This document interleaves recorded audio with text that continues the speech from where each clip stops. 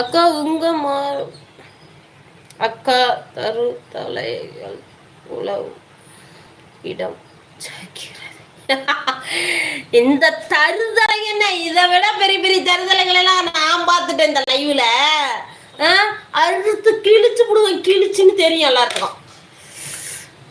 உங்க மகன் ஏஜ் என்ன? என் மகன் ஏஜா 14 வருடம், பெரிய பையனுக்கு, சின்னவனுக்கு 13. உங்க பற்றி சொல்லுங்கம்மா. என்னை பற்றி சொல்றதுக்கு என்ன இருக்கு? I am single parent.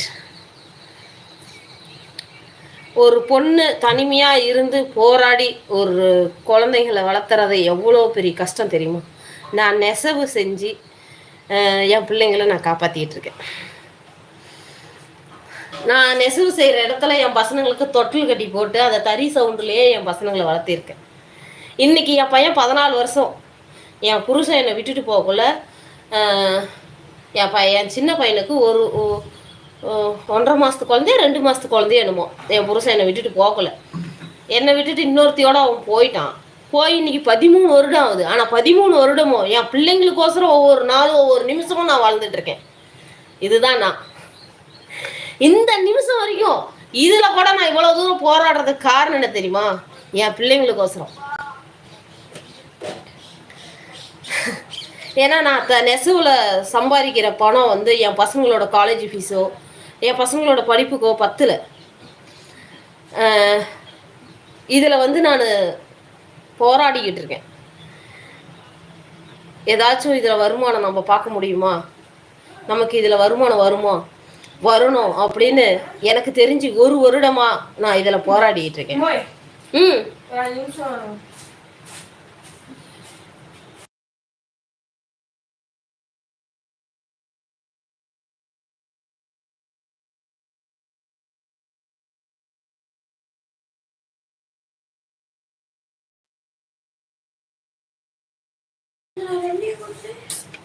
ஏன் உன்னை நான் கூட சொன்னா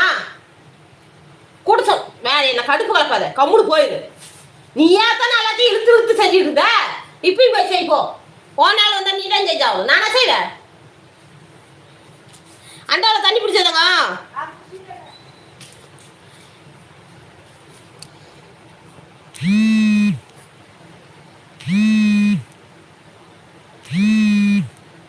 அக்கா எனக்கு அது இல்லை, உன்னோட கஷ்டம் எனக்கு புரியும் அக்கா. எந்த ஆண்களும் சரியில்லை, எல்லோரும் சுயநலவாதிங்க. கரெக்ட் தாங்க, கரெக்டாக சொல்லிட்டீங்க அக்கா. நீங்கள் அழகா இருக்கும். தேங்க்யூ. வைக்கிறேன், ஒரு நாளைக்கு கண்டிப்பாக வைக்கிறேன்.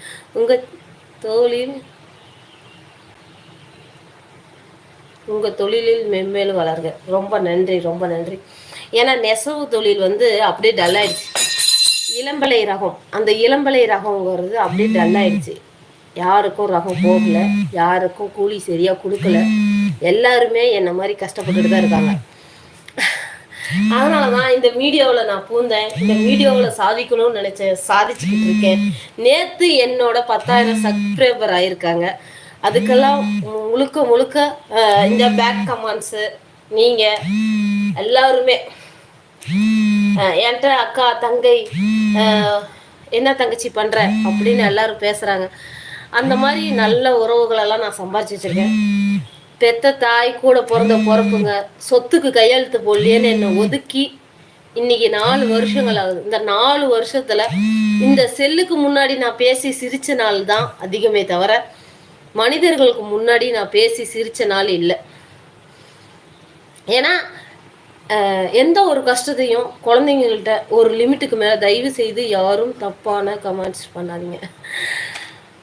ஒரு குழந்தைங்கள்ட்ட ஒரு பெத்தவ என்னென்ன பேச முடியும்? அதுக்கு மேலே மனசில் இருக்கிற கவலைகளை சொல்கிறதுக்கு ஒரு பெத்தவ கூட எனக்கு துணையாக இல்லை. தான் பையன் பொழைக்கணும்னு நினச்சாலே என்னை கல்யாணம் பண்ணி கொடுத்தது அவள் தான்.